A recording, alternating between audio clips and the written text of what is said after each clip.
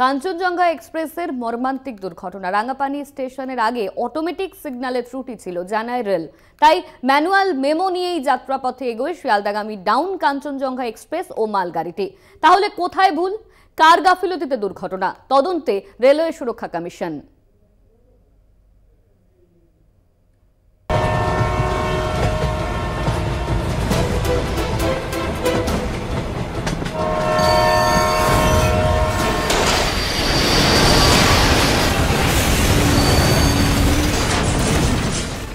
আচমকাই পিছন থেকে সজোরে মালগাড়ির ধাক্কা, লাইনচ্যুত শিয়ালদাগামী ডাউন কাঞ্চনজঙ্ঘা এক্সপ্রেসের 3টি বগি। ভয়াবহ মর্মান্তিক পরিস্থিতি, ফিরল করমণ্ডলের দুঃস্বপ্ন। বাক্সের মতো দমদানো বগি, ইঞ্জিনের ওপরে উঠে বগি, কামরার ভিতর থেকে ভেসে আসছে আর্তনাদ। কাঞ্চনজঙ্ঘা এক্সপ্রেসের মর্মান্তিক দুর্ঘটনায় মৃতের সংখ্যা বেড়ে 11। কিভাবে ঘটল দুর্ঘটনা? কিভাবে একই লাইনে দুটি ট্রেন? শুরু হয়েছে তদন্ত। মঙ্গলবার বিকেল থেকে রেল কর্মীদের জিজ্ঞাসাবাদ রেলওয়ে সুরক্ষা কমিশনের। স্বয়ংক্রিয় সিগন্যালের ত্রুটি ছিল, ইতিমধ্যে স্বীকার করেছে রেল। সেক্ষেত্রে যে নিয়ম মেনে চলা উচিত ছিল মালগাড়ি ও কাঞ্চনজঙ্ঘা এক্সপ্রেসের, তা কি মানা হয়েছিল?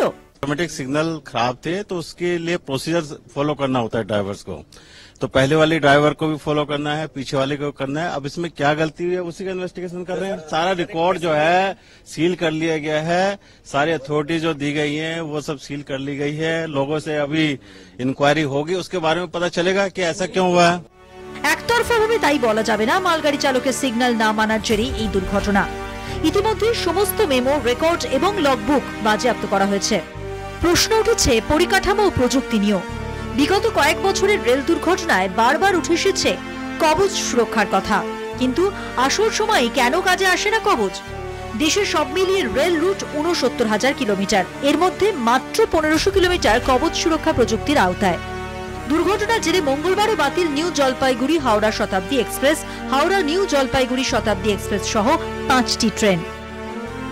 সোমবার সকালে রাঙ্গাপানি স্টেশন ঢোকার আগে একটা নির্দিষ্ট স্বয়ংক্রিয় সিগন্যাল কাজ করছিল না। এক্ষেত্রে ট্রেন এগিয়ে নিয়ে যেতে চালককে অনুমতি নিতে হয় ম্যানুয়াল মেমোর মাধ্যমে। কাঞ্চনজঙ্ঘা এক্সপ্রেস অনুমতি নিয়েছিল, মালগাড়ির চালকও অনুমতি নেয়। তাহলে তারপরও কিভাবে দুর্ঘটনা? কোথায় গলদ? কার ভুলে এত বড় দুর্ঘটনা ঘটল? তা নিয়েই তদন্ত শুরু করেছে রেল। কলকাতা টিভি।